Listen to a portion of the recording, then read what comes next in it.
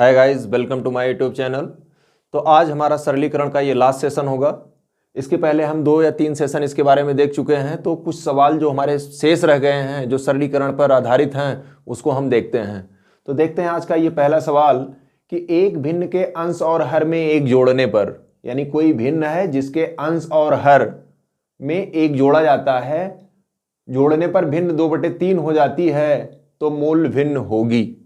अब ध्यान दीजिए कि सबसे पहले आपको जो ज्ञात करना होता है वो आप मान लेते हैं। तो जब यहां हल करेंगे तो आपको क्या निकालना है? भिन्न। भिन्न में क्या होता है? हर और अंश। तो माना भिन्न कितना है? x/y है। भी भिन्न में अंश होगा और हर y होगा, तो चाहे आप लिखिए माना भिन्न का अंश x और हर y है, और चाहे सीधे लिख लीजिए माना भिन्न x/y है। हालांकि इसमें क्या कहा जा रहा है कि भिन्न के अंश और हर में एक जोड़ने पर भिन्न का मान 2/3 आ जाता है। तो इसको ऐसे भी हम देख सकते हैं कि एक उत्तर आपका कितना दिया हुआ है? 1/2। अगर अंश में एक जोड़ दीजिए और हर में एक जोड़ दीजिए तो 1 1 2 और 2 1 3। तो 1/2 जो है उसमें दोनों में एक एक जोड़ देंगे तो 2/3 के बराबर हो जाएगा। इसमें देखिए 5/8 में अगर एक एक जोड़ेंगे, 5/8, यहां एक और यहां एक, क्या हो जाएगा? 6/9। 3 दूनी 6, 3 त्रिका 9। यहां भी 2/3 हो रहा है। और तीसरा आंसर कितना है? 11/17। यहां भी एक जोड़िए और यहां भी, क्या आ जाएगा? 11 1 12, 17 1 18, 6 दूनी 12, 6 3 18, फिर 2/3। यानी जो आंसर दिए गए हैं सब में अगर ऊपर अंश और हर दोनों में एक एक जोड़े तो सबका मान कितना आ जाएगा? 2/3 आ जाएगा। और देखिए और कोई शर्त नहीं दी गई है। यहां कितना माना गया है? इस भिन्न में 2 चर हैं, x और y।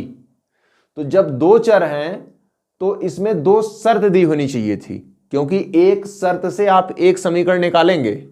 जैसे अब अगर निकालना चाहें तो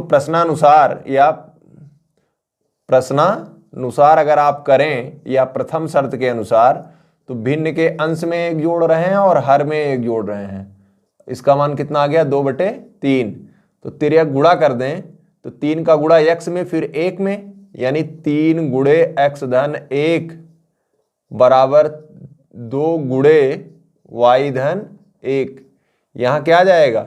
3x + 3, यानी 3 का गुणा x में भी और 3 का गुणा 1 में भी, और 2 का गुणा y में 2y-2। अब y को एक तरफ कर लीजिए, 3x - 2y बराबर 2 ऋण 3, या 3x - 2y बराबर ऋण 1। ये समीकरण नंबर 1 हो गया। और आपको ये बताया गया है, हमने समीकरण हल करने में जो एक प्लेलिस्ट में एक वीडियो हमने डाला है उसमें हमने आपको बताया है कि जब आपको 2 चर होते हैं तो 2 चरों का मान निकालने के लिए कम से कम 2 समीकरण चाहिए। यहां देख रहे हैं केवल एक ही शर्त दिया है, जितनी शर्तें होती हैं हम उतने समीकरण निकाल लेते हैं। तो यहां एक ही शर्त है तो एक ही समीकरण निकलेगा। और जबकि आपको पता है कि अगर आपको 2 चर का मान निकालना है तो आपको कितने समीकरण चाहिए? 2 समीकरण। और 2 समीकरण कब बनेगा? जब 2 शर्तें होंगी। इस सवाल में चूंकि 2 शर्तें नहीं हैं तो आपका उत्तर क्या होगा? ये डी वाला सही होगा। निर्धारित नहीं किया जा सकता। क्यों नहीं निर्धारित किया जा सकता? क्योंकि 2 चरों का मान ज्ञात करने के लिए 2 अलग अलग समीकरण चाहिए, और 2 अलग अलग समीकरण बनाने के लिए कम से कम 2 शर्तें चाहिए। और इस सवाल में कितनी शर्तें हैं? सिर्फ एक। तो एक ही समीकरण निकल पाएगा। और आप जानते हैं कि एक समीकरण में अगर 2 चर हैं तो एक समीकरण में 2 चर का मान निकाला नहीं जा सकता। आपको 2 चरों का मान निकालने के लिए 2 अलग अलग समीकरण चाहिए। और यहां एक शर्त दिया है, इसलिए आपका उत्तर होगा निर्धारित नहीं किया जा सकता। तो उम्मीद करते हैं कि यह सवाल आपके पूरी तरह समझ में आ गया होगा। तो एक सवाल देखते हैं कि 2 मेजों और 3 कुर्सियों का कुल मूल्य 3500 और 3 मेजों और 2 कुर्सियों का कुल मूल्य 4000 रुपये हो तो प्रत्येक मेज का मूल्य ज्ञात करो। तो इस प्रकार के जो सवाल आते हैं बहुत आसान होते हैं, आपको ज़्यादा एफर्ट करने की ज़रूरत है नहीं। देखिए दो शर्त देगा। एक शर्त क्या है, 2 मेज और 3 कुर्सी का मूल्य है, फिर 3 मेज और 2 कुर्सी का मूल्य है। इन दोनों शर्तों से 2 समीकरण बनाइए, और जब आपको 2 समीकरण मिल जाएं तो समीकरण को कैसे हल करते हैं ये प्लेलिस्ट में वीडियो है, उसको देख करके आप हल करिए। तो हम देखते हैं कैसे आता है। तो हम यहां मान लेंगे, चूंकि मेज का मूल्य निकालना है, तो माना मेज का मूल्य x रुपए और कुर्सी भी आप देख लीजिए, हालांकि यहां केवल मेज का पूछा है, लेकिन हम कुर्सी का भी निकाल देते हैं। और कुर्सी का मूल्य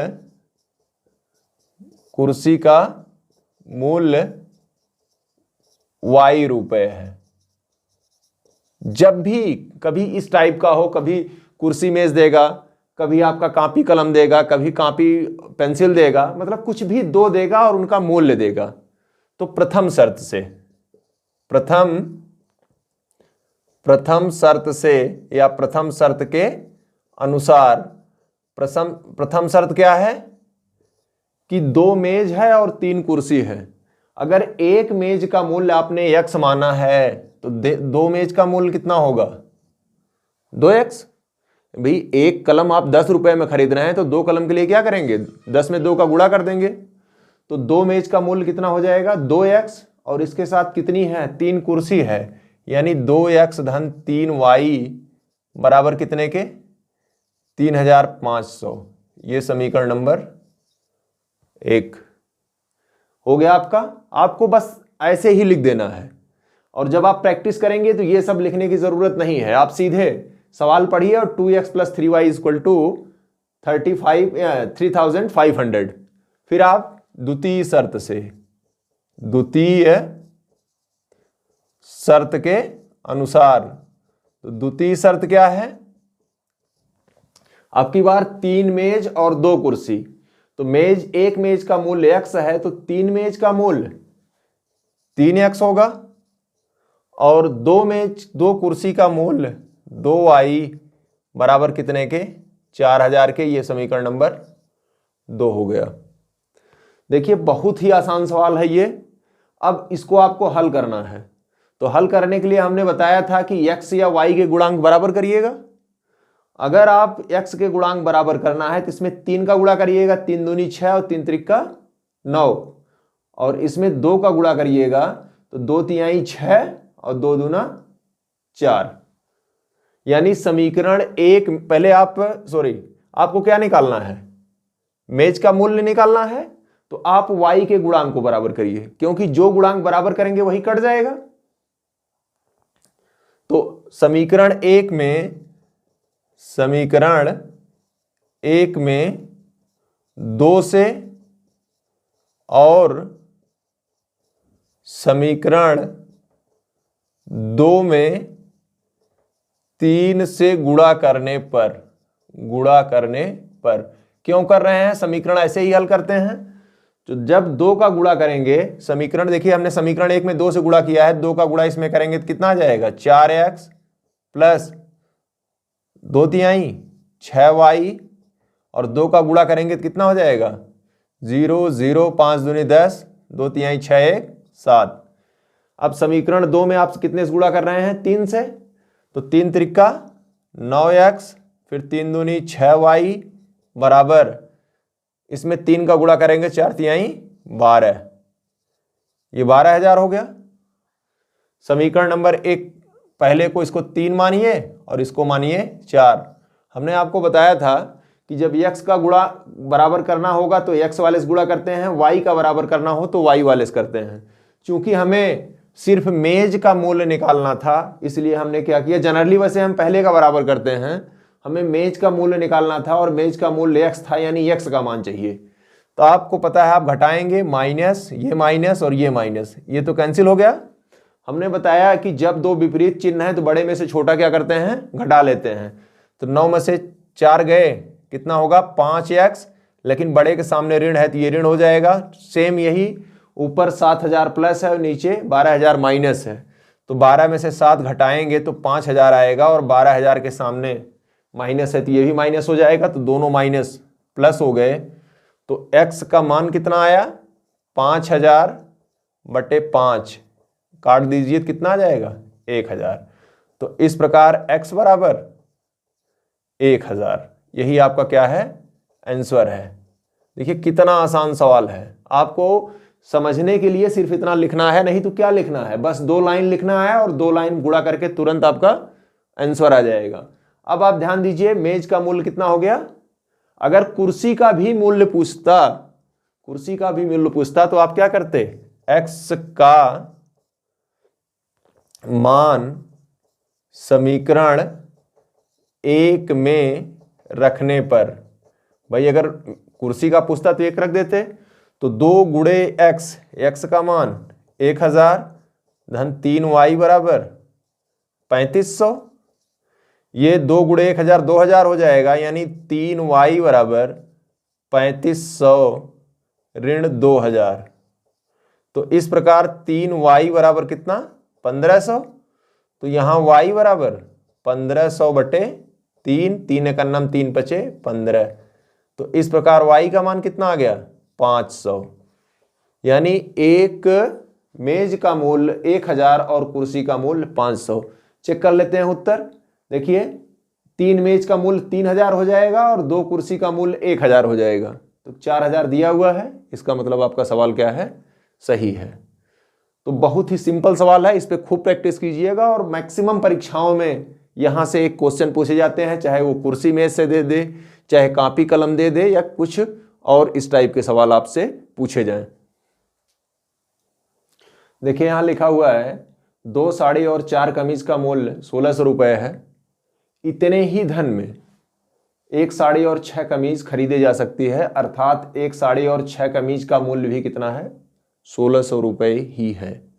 देखिए कितना आसानी से ये आपको घुमाने का प्रयास किया गया है कि 2 साड़ी और 4 कमीज का मूल्य कितना है 1600, और इतने ही धन में अर्थात 1600 में ही 1 साड़ी और 6 कमीज भी खरीदी जा सकती है। तो 12 कमीज का मूल्य ज्ञात करिए। 12 कमीज का मूल्य कैसे निकालेंगे, एक कमीज का मूल्य अगर हमें ज्ञात होगा तो हम क्या करेंगे 12 का गुणा कर देंगे तो 12 कमीज का मूल्य आ जाएगा। तो आप लिख लेंगे माना साड़ी का मूल्य x और कमीज का मूल्य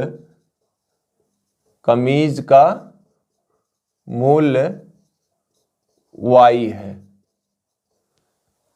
हमने आपको पहले ही बताया जो चीज नहीं मालूम है उसको मान लीजिए। फिर क्या है प्रथम शर्त से प्रथम शर्त क्या है, प्रथम शर्त है 2 साड़ी और 4 कमीज। तो 1 साड़ी का मूल्य आपने x माना है, तो 2 साड़ी का मूल्य क्या हो जाएगा 2x प्लस 1 कमीज का मूल्य y है, तो 4 कमीज का मूल्य 4y बराबर कितने के 1600 के। समीकरण नंबर 1। द्वितीय शर्त क्या है, 1 साड़ी और 6 कमीज इतने धन में खरीदी जाती है, यानी ये द्वितीय शर्त, ये क्या होगा द्वितीय शर्त से 1 साड़ी यानी 1x यानी x और धन 6 कमीज यानी 6y बराबर कितने के 1600 के। ये समीकरण नंबर 2 शर्त से 2 समीकरण आ गए और आपको फिर वही समीकरण हल करना है। आता है तो कोई दिक्कत नहीं है, और हम फिलहाल यहाँ समीकरण हल करके आपको दिखा रहे हैं। लेकिन फिर भी अगर आपको प्रॉब्लम होती है तो प्लेलिस्ट में जो हमारा वीडियो है कि समीकरण कैसे हल करें उसको कई बार देख लीजिए और प्रैक्टिस करिए, तब तक प्रैक्टिस करिए जब तक आपको समीकरण हल करना ना आ जाए। तो देखिए यहां से आपको किसका मान निकालना है कमीज का, यानी y को बराबर मत कीजिए, किसको बराबर करिए x को, और x को बराबर करना यहां तो बहुत ही आसान है, केवल समीकरण 2 में आपको 2 का गुणा कर देना है। यहां 2x है, इसमें 2 गुणा करोगे तो 2x ये भी आ जाएगा। तो समीकरण 2 में 2 से गुणा करने पर, समीकरण 2 में 2 से गुणा करने पर गुणा करिएगा तो 2x 6 दूनी 12y बराबर 16 दूनी 32। ये समीकरण नंबर 3। 1 में गुणा करने की जरूरत है ही नहीं है क्योंकि 2x यहां आया है, ऑलरेडी 2 है। गुणा तो हम दोनों में तब करते हैं जब एक साथ ना आए। तो फिर देखिए क्या होगा, 2 का इसको एक ऐसे उतार लीजिए, 2x धन 4y बराबर कितने के, 1600 के। ये समीकरण नंबर 4। अब आप क्या करिए, घटा दीजिए, ये माइनस और ये भी माइनस, यहाँ x कैंसिल हो गया, 12 में से 4 घटेगा तो 8y बराबर 3200 में से 1600 घटाएंगे कितना आ जाएगा, 1600। तो यहाँ y का मान कितना आ जाएगा, 1600 भागे 8, 8 का नाम 8 दूनी 16। तो इस प्रकार y का मान कितना आ गया, 200। जब y का मान 200 आ गया, ये y बराबर 200, पूछा क्या गया है सवाल में, 12 कमीज का मूल्य। तो 12 कमीज का मूल्य, एक कमीज का मूल्य y है, 12 कमीज का मूल्य 12y होगा। अगर आपसे साड़ी पूछता तब तो x का मान समीकरण 1 में रख देते, y का मान तो x का मान निकाल लेते, लेकिन पूछा ही नहीं है। तो 12 कमीज का मूल्य 12y यानी 12 गुणे 200, तो 12 दूनी 2400। इस प्रकार ये 2400 रुपया क्या आ गया, 12 कमीज का मूल्य आ गया। तो उम्मीद करते हैं कि ये एकदम बिल्कुल जस्ट जैसे पिछला सवाल था उसी कैटेगरी का था, आपको पूरी तरह समझ में आए, इसलिए हमने इसको और बता दिया। और एक चीज और बता रहे हैं, जितने भी सवाल हम यहाँ लिख रहे हैं या आपको बता रहे हैं, वो सारे सवाल किसी न किसी एग्जाम में पूछे गए हैं, चाहे वो बैंक के एग्जाम में हो, चाहे SSC CGL हो, टेट हो, कहीं ना कहीं आपसे वो पूछा गया है। तो सवाल देखते हैं, एक व्यक्ति के पास कुछ मुर्गियां और कुछ गौएं हैं। यदि सिरों की संख्या 48 एवं टांगों की संख्या 140 है तो मुर्गियों एवं गौओं की संख्या अलग अलग ज्ञात कीजिए। यहाँ देखिए, हमने मुर्गियों और गौओं की संख्या अलग अलग ज्ञात करने के लिए बताया है, पूछा गया सवाल में। दोनों पूछ सकता है या कोई एक पूछ सकता है। तो हमने आपको बताया था कि जब दो चीज पूछ रहा है या एक चीज पूछ रहा है, मतलब एक चर, आप अगर एक पूछे तो एक चर ज्ञात करना है, 2 पूछे तो 2 चर। हमने आपको बताया था कि अगर 2 चर निकालने हैं तो आपको दो शर्तें दी होंगी। देखिए 2 शर्त इसमें क्या है कि सिरों की संख्या 48 और टांगों की संख्या 140, तो 2 शर्त हो गया। तो आपको जो निकालना होता है उसे आप मान लेते हैं। तो माना मुर्गियों की संख्या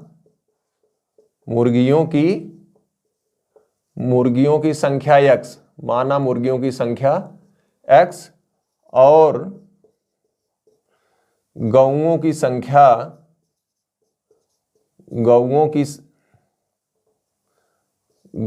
संख्या y है।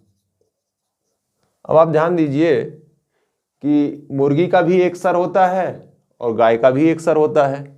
तो प्रथम शर्त से देखिए 2 होगा, प्रथम शर्त से, चूंकि अगर x मुर्गी है तो सिरों की संख्या कितनी होगी, x होगी, और अगर y गाय है तो गायों की संख्या, गायों के सरों की संख्या y होगी और मुर्गियों की सरों की संख्या x होगी। यदि हम दोनों को जोड़ दें तो इसका मतलब कि टोटल सरों की संख्या आ जाएगी। देखिए यही कहा है ना, यदि सिरों की संख्या कितनी हो 48, यानी x प्लस वाई बराबर कितना लिख दें, 48। ये समीकरण नंबर 1। देखिए सवाल शायद समझ में आ रहा होगा आपको पूरी तरह से। कह रहा है कि एक व्यक्ति के पास कुछ मुर्गी है और कुछ गाय है। अगर उस व्यक्ति के पास जो गाय और मुर्गी है उनके सिरों की संख्या की गणना कर लें तो 48 हो जाएगा। मान लेते हैं मुर्गी x है और गाय y है, तो चूंकि गाय और मुर्गी दोनों के कितने सिर हैं, एक सिर हैं, तो x प्लस वाई बराबर 48। द्वितीय शर्त क्या है, द्वितीय शर्त क्या है, कह रहा है कि टांगों की संख्या 40। तो मुर्गी कितनी टांगे हैं, 2 टांगे हैं। तो अगर x मुर्गी है तो कितने टांगे हो गई, 2x, और गाय की कितनी टांगे हैं, 4। तो y गाय है तो ये 4y बराबर कितना हो गया, 140। ये समीकरण नंबर 2। या आप देखिए, आप इसको सरल कर लीजिए, 2 से भाग चला जाएगा, इसमें 2 से आप चाहे भाग दे दीजिए, तो x प्लस 2y बराबर 2 से इसमें भाग देंगे तो क्या आएगा, 70। ये समीकरण नंबर 2। बहुत आसान है। अब दो समीकरण जब आपको मिल गया तो आप हल कर लीजिए। यहाँ तो आपको कुछ गुणा भी नहीं करना है। आप समीकरण देखिए, x बराबर है तो नीचे x प्लस वाई बराबर 48 लिख दीजिए, समीकरण नंबर 1। और आप यहाँ समीकरण 2 ऋण समीकरण 1 कर दीजिए, क्योंकि आपको पहले ही पता है कि अगर बराबर नहीं होते x या y के गुणांक तो हमको गुणा करके बराबर करना होता है, और अगर बराबर है तब तो बहुत अच्छी बात है। तो ये हो जाएगा माइनस, ये हो जाएगा माइनस, ये हो जाएगा माइनस, x कैंसिल, 2y में से y घटेगा तो y, और ये 70 में से 48 ये आ जाएगा 2, 5 में से 6 में से 4 गए 2, तो y यानी गायों की संख्या कितनी है 22। और y का यह मान समीकरण 1 में रखने पर, y का यह मान समीकरण 1 में रखने पर, y का यह मान समीकरण 1 में रखने पर, तो x प्लस वाई, वाई मतलब 22, ये बराबर कितने के 48। तो x बराबर 48 ऋण 22, तो कितना हो जाएगा ये 2 नहीं, 8 में से 2 गए 6, और ये 2। इस प्रकार हम क्या देख रहे हैं कि x बराबर कितना आ गया 26। तो x क्या है मुर्गी, तो मुर्गी की संख्या 26 और गायों की संख्या कितनी है 22। 26 और 22 जोड़ेंगे तो 48 हो जाएगा, ये जो दिया हुआ है। और क्योंकि 26 मुर्गी है तो पैरों की संख्या 26 दूना 52, और 22 गाय है तो 22 चौक 88। देखिए 8 2 10, 8 5 13 1 14। इसका मतलब आपका सवाल क्या था, सही था। बहुत ही आसान सवाल है। मतलब आपसे कभी इस पे पैसे पे एक सवाल और हम देख लेते हैं, और इसके बाद एक सवाल देखने के बाद ये जो सरलीकरण है इसको हम यहीं रोक देते हैं। कुछ सवाल इससे जो संख्यात्मक सवाल आपको मिलेंगे वो एक अलग से चैप्टर है, उसमें भी हम बहुत सारे सवाल देखेंगे, लेकिन वो हम कम से कम 2 या 3 परसेंटेज हो गया, घनमूल, वर्गमूल, इन सब के बाद उस चैप्टर को हम देखेंगे। तो देखिए एक बहुत ही आसान सवाल, ममता के पास 100 और 50 रुपए के कुल 85 नोट हैं, जिनका कुल मूल्य 5000 रुपए है, तो 50 रुपए के नोटों की संख्या ज्ञात कीजिए। इस सवाल को हम 2 तरीके से लगा सकते हैं, एक चर वाले समीकरण से और एक 2 चर वाले रैखिक समीकरण से। तो हम सबसे पहले 2 चर वाला काफ़ी देर से देख रहे हैं, तो पहले हम 2 चर वाला देख लेते हैं। तो कितने कितने नोट हैं, 100 के नोट हैं और 50 के नोट हैं, कितने हैं ये नहीं पता है। माना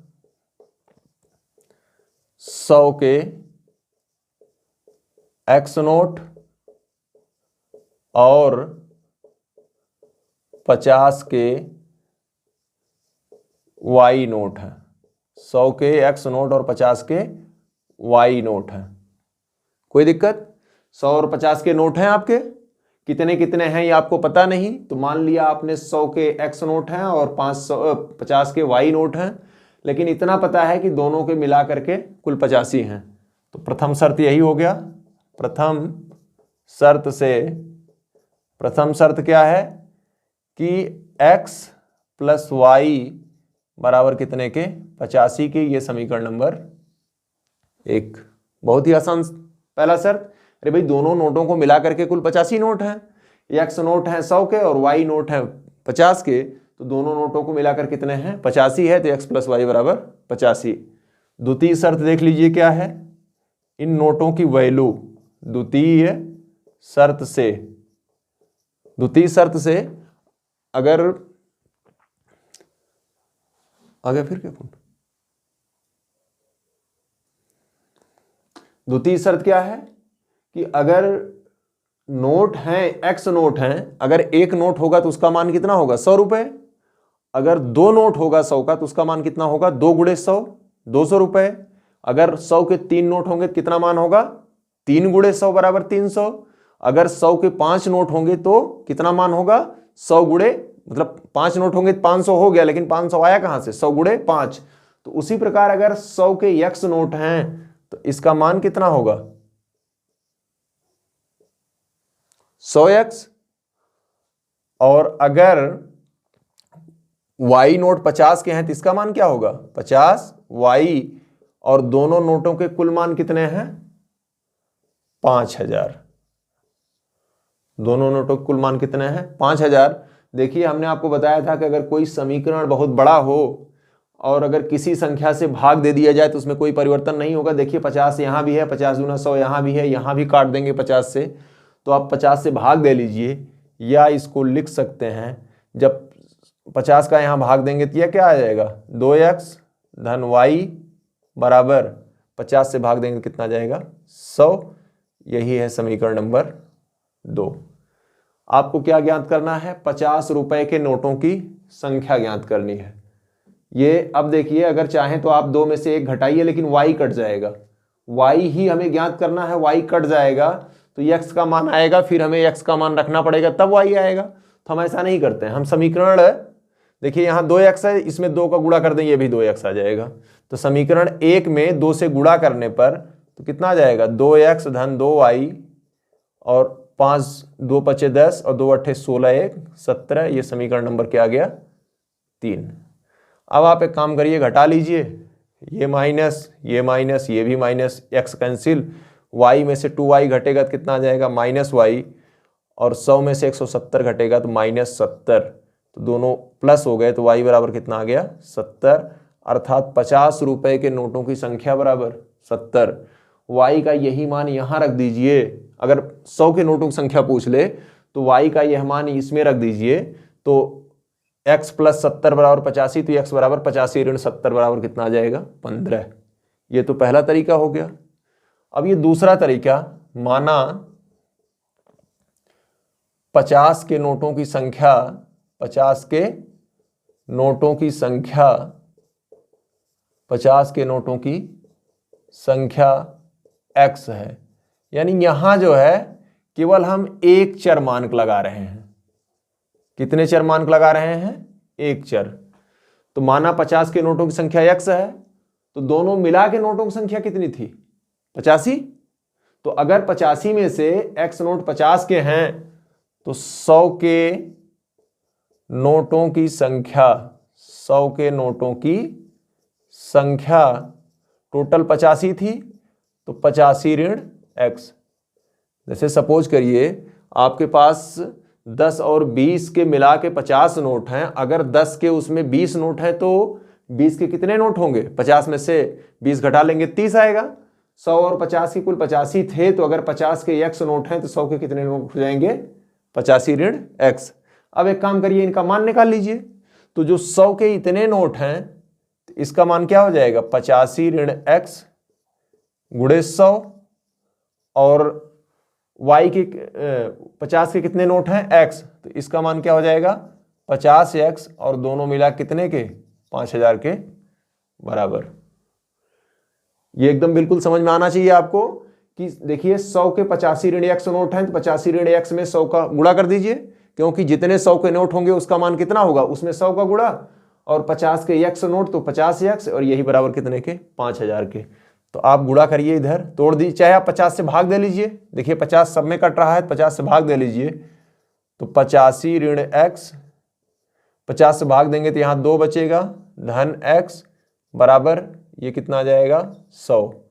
गुणा कर दीजिए, देखिए 2 पचे 10, 2 अट्ठे 16 1 17 ऋण 2x धन x बराबर कितने के 100 के। अब देखिए 170 ऋण 2x धन x, यानी ऋण x बराबर कितने के 100 के। आप 170 उधर ले जाइए तो ऋण x बराबर 100 ऋण 170, या ऋण x बराबर ऋण 70, x बराबर 70। यहां भी देखिए सवाल एकदम बिल्कुल कुछ नहीं है, एकदम एक तरह से हल किया गया है। इसमें आपने 2 चर माना है तो 2 शर्त है, दोनों शर्त का पालन कराइए। वैसे मुझे लगता है कि ये ज़्यादा आसान है, और ये भी आपका लगभग सेम ही है। तो उम्मीद करते हैं कि दोनों में से जो मेथड आपको अच्छा लगे उस पर आप अप्लाई कीजिए और खूब सारे प्रैक्टिस कीजिए।